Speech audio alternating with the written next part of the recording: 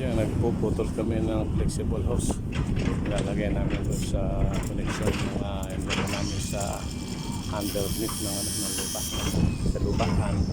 Kaya yung ginawa namin sa lupa. Flexi gagamitin namin doon.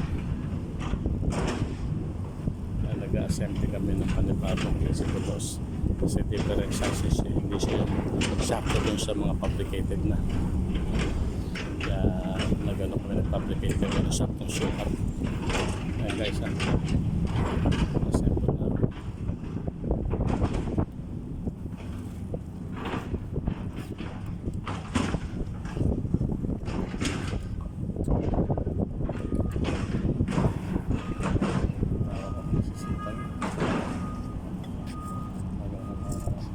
Hard work na ito mga iba.